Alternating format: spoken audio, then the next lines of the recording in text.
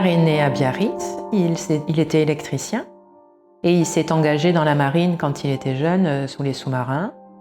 Et ensuite, il a travaillé comme électricien, il avait sa propre boutique et ensuite il a travaillé pour une entreprise.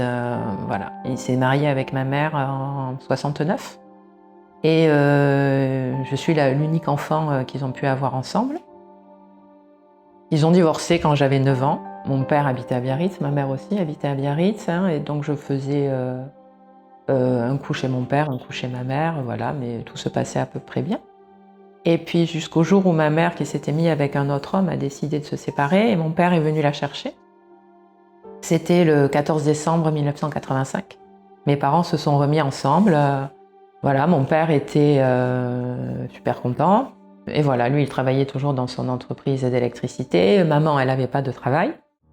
Et moi, j'étais au collège et maman avait eu un autre enfant d'un second mariage. Donc, il y avait mon petit frère Mathieu qui habitait aussi avec nous. Donc, tous les 4. Et puis, le 24 décembre, mon père est parti travailler. Donc, il nous a fait un bisou sur le front, comme tous les matins. Voilà.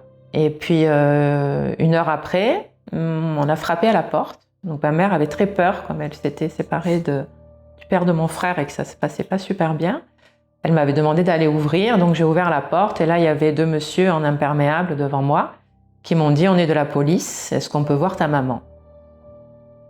Donc, je les ai laissés rentrer, j'ai appelé ma maman, qui est venue donc, pour les voir et ils leur ont dit « Est-ce que vous pouvez venir avec nous au commissariat parce que votre mari a eu un petit accident ?» Donc voilà, ils sont partis, moi je suis restée seule avec mon frère. Je l'ai préparé, je l'ai habillé, je lui ai expliqué que mon papa avait eu un accident, mais que ça allait bien se passer. Et puis 2 ou 3 heures après, ma mère est revenue à la maison. Il n'y avait pas de téléphone à la maison, en fait, dans ces années-là, tout le monde n'avait pas le téléphone. Par confort, mon père n'avait pas le téléphone, donc j'avais pas de nouvelles de ma mère. Et elle est revenue 2-3 heures après avec les policiers, et elle pleurait beaucoup. Donc je lui ai demandé ce qui se passait, si c'était grave, et elle m'a dit « Ton père a reçu une balle dans la tête ». Donc en fait, c'était violent. Et en même temps, les policiers se sont mis de suite à fouiller la maison. Donc voilà, et tout s'est emballé en fait. Tout vraiment s'est emballé. On est allé chez ma tante, chez la sœur de mon père qui habitait à Bidart, qui nous a reçus, parce que c'était le jour du réveillon de Noël quand même. Donc on s'est retrouvés chez elle avec mes 3 cousines. On a passé la soirée à regarder les informations. Il n'y avait pas grand-chose qui en sortait. À côté de ça, on ne savait pas d'où venait l'accident, qu'est-ce qui s'était passé exactement. Le père de mon frère a été arrêté par les policiers sur son lieu de travail parce qu'il pensait que c'était lui qui avait tiré sur mon père. Donc lui, il a été mis en garde à vue. Et puis dans les jours qui ont suivi, le lendemain, je crois, le 25, il y a la police judiciaire de Toulouse, je crois, qui était descendue, ou de Bordeaux, je ne me rappelle plus, pour nous entendre. Donc ils ont entendu ma mère, voilà, ils l'ont interrogée. Et puis après, moi, ils m'ont interrogée aussi, j'avais 14 ans à l'époque, 14 ans et demi. Donc je me suis retrouvée dans un bureau, assis sur une chaise, où il y avait 3 policiers autour de moi, qui me posaient beaucoup de questions sur tout et n'importe quoi, parce qu'ils avaient fouillé la maison et tout ce qu'ils avaient trouvé, en fait, ils me demandaient ce que c'était, qui étaient les personnes sur des photos, des choses que je ne savais absolument pas, puisque mon père avait eu une relation quelque temps avant avec une jeune femme, qui avait laissé des affaires à elle, et notamment des photos, et il m'interrogeait sur les photos, sur les gens qui étaient dessus, je ne savais pas du tout. Et à côté de ça, il y avait un petit appareil photo, chez nous, dans lequel c'est des petits appareils photos qu'on donne aux enfants avec des photos de ville à l'intérieur. Et là, notamment, cet appareil photo, c'était des photos d'Andorre qui sortaient. Et c'est ma grand-mère qui était allée en Andorre avec une de mes cousines et qui m'avait ramené ça comme petit cadeau, quoi, en fait. Et donc, il y avait des photos d'Andorre. Et ils appuyaient vraiment beaucoup sur cet appareil photo qui venait d'Andorre. Bon, bref. L'interview, j'allais dire, mais c'est pas vraiment une interview, hein. Ça a duré 5 heures. Donc très violent quand même quand vous avez 15 ans. Je pleurais, mais ça les touchait pas du tout, hein, ils s'en foutaient. Voilà, et puis on est reparti chez nous, voilà. Donc avec ma mère, on habitait l'appartement où il n'y avait plus mon père, il était encore à l'hôpital, donc on ne savait pas, il était entre la vie et la mort. Au final, on a appris qu'il n'avait pas reçu une balle dans la tête, mais 4 balles dans le corps. Et on ne pouvait pas aller le voir. En fait, moi, je n'ai pas pu aller le voir. Ma mère non plus, elle était dans un état...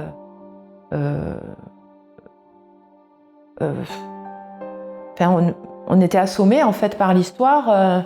Ma grand-mère aussi était assommée par l'histoire. Elle non plus n'est pas allée le voir à l'hôpital. Il y a ma tante qui est allée le voir, qui beaucoup est allée le voir. Voilà. Et en fait, les gendarmes, la police l'a interviewé à mon père, l'a interrogé. Et il faisait le signe comme quoi c'était un type barbu, parce qu'il ne pouvait pas parler, il avait reçu une balle dans la gorge notamment. Il faisait un signe comme ça pour expliquer que c'était quelqu'un de barbu qui lui avait tiré dessus. Et ensuite, il y a plein d'éléments qui sont revenus dans l'enquête. On a su il est parti de la maison pour aller boire son café dans un bar qui s'appelle Le Royal, qui était en face du cinéma à Biarritz. Tous les matins, il s'arrêtait dans ce bar pour boire son café. Donc il est rentré dans le bar, il a bu son café, et quand il est sorti du bar, il a ouvert la portière pour rentrer dans sa voiture, et c'est là qu'il a pris les 4 balles dans le corps. Donc il y avait une station de taxi qui était à côté, donc ils se sont arrêtés les taxis pour lui venir en aide, ils ont appelé les secours et ceci, cela. Et c'est un type qui lui a tiré dessus avec une voiture, me semble-t-il, rouge. Ils ont retrouvé quelque temps après la voiture rouge qui était immatriculée à Andorre. Donc d'où l'explication de ce petit appareil photo où il me posait beaucoup de questions, puisque la voiture était... voilà. Mais l'attentat n'avait pas encore été revendiqué, on ne savait pas qui c'est qui avait perpétré cet attentat, et la situation était très tendue ici dans le Pays Basque, à Biarritz. Il y avait eu beaucoup d'attentats d'ETA. Mes grands-parents avaient un bar à Biarritz qui s'appelait la Croix des Champs. Et devant le bar, il y avait eu, quelque temps avant, une voiture qui avait explosé. Toutes les vitres du bar avaient sauté, mes grands-parents avaient eu très peur. Et une personne était décédée, évidemment. Et dans le bar chez mes grands-parents, il y avait beaucoup de réfugiés politiques basques-espagnols qui venaient dans le bar. Voilà, et il y avait un bar au bout de la rue aussi, où il y avait des réfugiés qui venaient. Voilà, ils étaient accueillis comme n'importe quel client, quoi. Donc on ne savait pas trop en fait d'où ça venait. Mon beau-père, le père de mon frère avait été relâché, parce qu'ils se sont rendus compte que ce n'était pas lui qui avait perpétré ce meurtre. Et ensuite, on a appris que c'était en fait le GAL qui avait perpétré cet attentat. Mon père est mort dans la nuit du 3 au 4 janvier. Moi, j'avais repris l'école. Donc, ma tante est arrivée à l'école. Je me rappelle le professeur, la secrétaire venir parler au professeur, et le professeur me dire « Véronique, tu es attendue au secrétariat ». Et je suis arrivée au secrétariat, j'ai vu ma tante et j'ai compris qu'il était décédé, quoi. Donc voilà. C'était difficile, c'était violent, c'était incompréhensible, c'était injuste. Hormis les problèmes de basque qu'il y avait sur Biarritz, dans notre famille, on n'avait jamais entendu parler. On savait qu'il y avait des réfugiés basques espagnols qui venaient au bar, mais on était plutôt compatissants envers eux parce qu'ils fuyaient quelque chose, quoi. Mais à côté de ça, on n'a jamais été... on est d'une vieille famille de Biarritz, mais on n'a jamais parlé basque. Ces problèmes-là nous étaient un petit peu inconnus, donc on ne comprenait pas trop. Et puis, on s'est retrouvés toute seule dans l'appartement avec ma mère et puis mon petit frère. Ma grand-mère était dans sa peine, évidemment, quand c'est son fils, qui a 36 ans. C'est des choses quand même qui sont... Quand c'est un père, c'est compliqué, mais quand c'est un enfant, il me semble que c'est d'autant plus difficile. Puisque j'ai des enfants maintenant, je suis en capacité de me rendre compte et d'avoir du recul là-dessus. Donc elle a été complètement effondrée. Ma mère, qui venait de vivre une séparation compliquée, qui s'était remis avec mon père, se retrouvait sans rien, sans boulot, sans argent. On a vécu des mois difficiles où on a dû voler pour manger, parce qu'en fait, personne ne nous a aidés, ni au sein de l'État, ni au sein de la mairie de Biarritz. Les amis, on n'en a pas vu beaucoup, en fait. Parce que je pense que tout le monde avait peur, personne ne savait d'où ça venait. Et puis il y a une expression en France qui dit « il n'y a pas de fumée sans feu », donc pas mal de suspicions. Et puis il y a des bruits qui courent, comme quoi mon père est électricien, c'est peut-être lui qui fabrique des détonateurs pour le TA. Que mes grands-parents ont un bar où viennent des réfugiés basques, peut-être qu'il a pris contact avec eux. Donc voilà, il y a tout ça qui se mélange. Et c'était une situation fort inconfortable pour tout le monde. Il y a eu l'enterrement de mon père. On a vécu quelques mois comme ça dans cet appartement qui était en travaux, puisque mon père avait entrepris des travaux, donc on n'avait pas de chauffage. On était quand même en hiver, hein, puisque tout ça s'est passé au moment de la période de Noël. Et puis 3 mois après, le père de mon petit frère est revenu nous chercher, donc on est reparti vivre avec lui. Voilà, période très compliquée pour tout le monde était dans sa peine. Personne n'a eu de soutien psychologique, hein, si ce n'est le médecin traitant qui a donné pour ma part de l'euphytose, c'est des plantes en fait à prendre. Mais voilà, aucun accompagnement ni au sein de l'école. Pas forcément de compréhension non plus, puisque il y avait des partisans basques aussi dans mon école, engagés, donc voilà, on rentrait pas forcément dans les clous, quoi. Donc voilà, période compliquée, et puis j'ai terminé mon année scolaire, et avec ma mère, on a décidé de partir vivre en Bretagne, parce que ma mère est originaire de Lorient, en Bretagne. Et sa mère habitait là-bas et ses frères, donc on est parti vivre là-bas. On a vécu tout l'été là-bas. Et puis en septembre, elle est redescendue à Biarritz pour venir chercher nos meubles. Et puis au final, elle n'est pas remontée, elle m'a laissée en Bretagne. Donc je suis restée chez ma grand-mère pendant 1 an, toute seule. C'est une période qui était quand même très très compliquée. Ma grand-mère d'ici, de Biarritz, la mère de mon père, demandait à me voir. Et là aussi, c'était compliqué. J'arrivais pas trop à lui parler au téléphone. J'avais pas envie de l'entendre pleurer. Tout le monde était vraiment dans sa peine. Et le fait de parler de mon père, ça faisait pleurer les gens. Et t'as pas envie de voir les gens pleurer. Donc voilà, je me suis mis plutôt en recul pendant 1 an. Et au bout d'1 an, j'ai demandé à revenir sur Biarritz. Donc j'ai réintégré le foyer avec ma mère et mon beau-père. Et mon petit frère. Et puis, eh bien, on a commencé à arrêter les types qui avaient participé à l'attentat. Je ne sais plus exactement la chronologie, j'étais trop jeune pour m'en rappeler. Voilà, je sais qu'il y a eu un procès à Madrid, mais tard, hein, puisque j'étais adulte et j'avais déjà mon premier enfant. Voilà, c'était compliqué, toute cette période a été compliquée. En tant qu'adolescent, on est en pleine période de construction. Et se construire avec des bases comme celle-ci, c'était vraiment pas simple, pas forcément d'ambition, puisque je me suis dit, la vie peut s'arrêter quand même du jour au lendemain. Là, j'en ai l'exemple flagrant.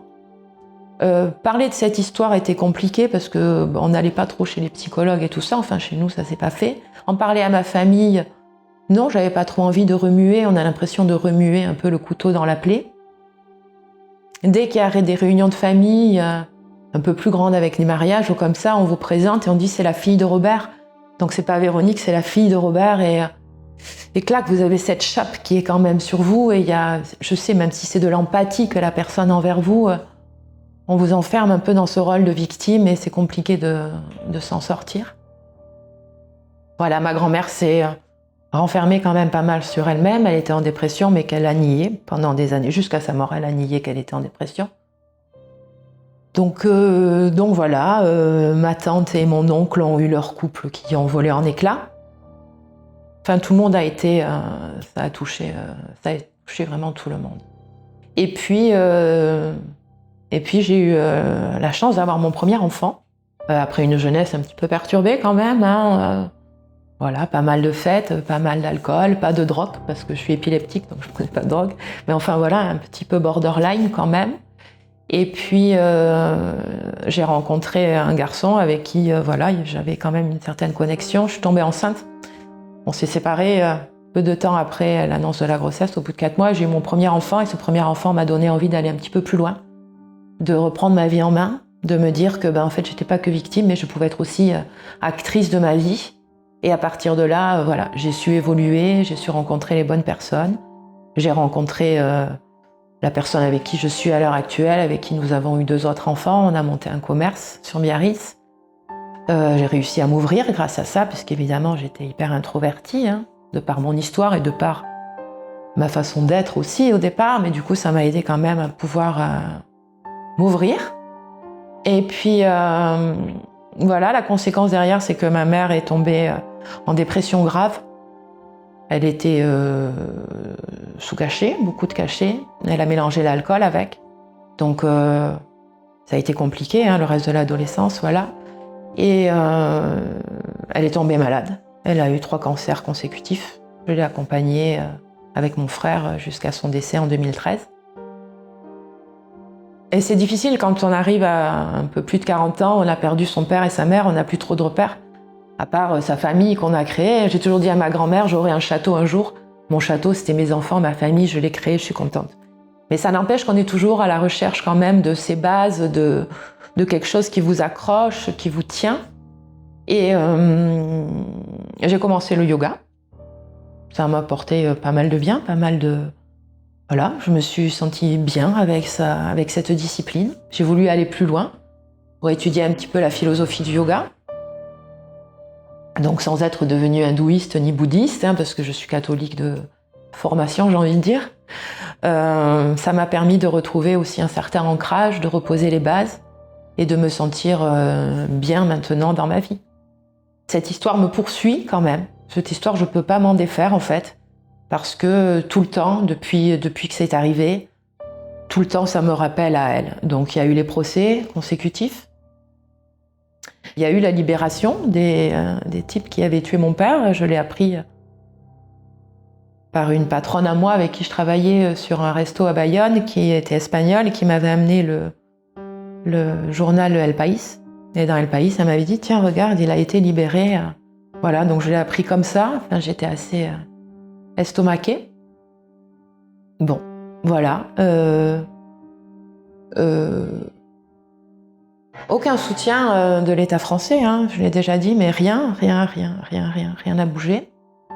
Donc j'ai pu retrouver mes bases grâce au yoga, mais j'en avais vraiment besoin parce que vraiment tout était ébranlé. Il y avait vraiment cette injustice qui restait en moi profondément, mais vraiment profondément ancrée, et puis cette peur de la police aussi, parce que c'est avéré que le GAL faisait partie quand même de la police. C'était, d'après ce que j'ai compris, mais il y a tellement de tenants et d'aboutissants, que c'était la police française, la police espagnole et la police basque qui s'étaient quand même alliées pour essayer de contrer l'ETA et de tuer les personnes qui faisaient soi-disant partie de l'ETA. Sauf que il y a eu des erreurs d'un côté comme de l'autre, et comme erreur, ils ont tué mon père. Et voilà, et c'était violent, et en fait, c'est combattre la violence par la violence. Voilà, ce qui peut amener qu'à l'escalade, en fait, et à aucun moment on essaye de retrouver de l'apaisement. Le yoga m'a aidé dans ce sens-là, par un des principes qui est la non-violence.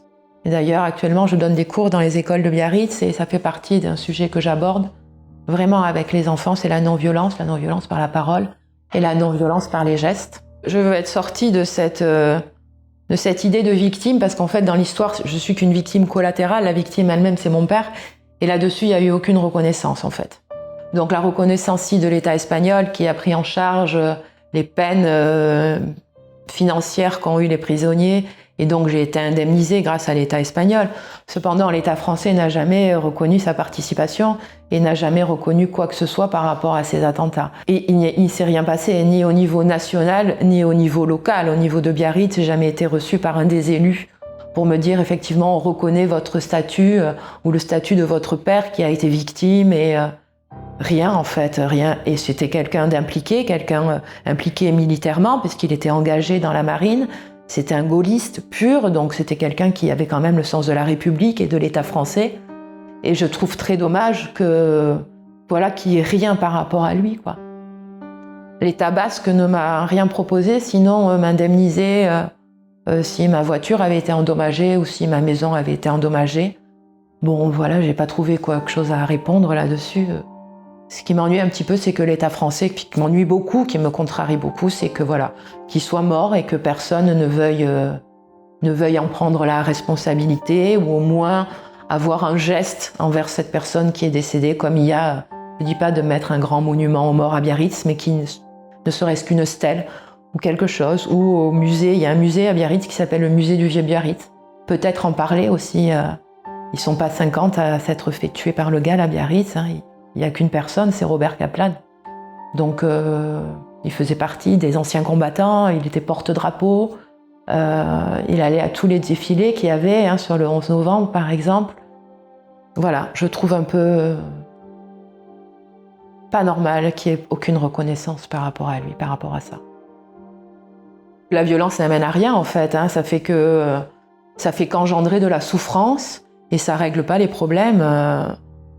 Enfin voilà, chez nous, ça a engendré que de la souffrance et on a du mal à s'en sortir derrière les générations qui sont au-dessus, les parents, les enfants, les petits-enfants, tout le monde est marqué par cette histoire du terrorisme. Le Pays Basque par lui-même a été marqué par ces histoires de terrorisme. Alors j'entends qu'on ait tous besoin d'une reconnaissance, d'une entité, d'une identité, mais cependant, on n'a pas à agir comme ça, on n'est pas là pour faire du mal, on est des humains, on peut parler, on a la parole, on peut essayer de négocier, mais vraiment la violence fait qu'engendrer la violence et il en ressort jamais rien de bon. On sent que ça remonte un petit peu ici, on est un pays où c'est le Pays Basque, où c'est difficile de trouver de quoi se loger, on a cette impression d'être envahi par les touristes, de plus avoir notre territoire, alors que la terre appartient à tout le monde en fait, en finalité. Et voilà, et le fait de s'enfermer dans comment on peut dire, dans des idéaux où on peut vivre qu'entre nous, en autarcie, c'est plus d'époque en fait. On n'est plus dans la bonne époque, c'est pas ça. On doit s'ouvrir, on doit... Voilà, et pas laisser ressurgir toute cette violence qui ressort, mais à tous les niveaux, sur tous les terrorismes qui sont injustes à tous les niveaux, parce que je parle que de moi, que de nous, victimes, mais j'imagine la famille de ces gens qui ont perpétré ces attentats. Enfin, ils doivent être eux aussi affectés, en fait, ça crée de la douleur partout, des deux côtés, donc...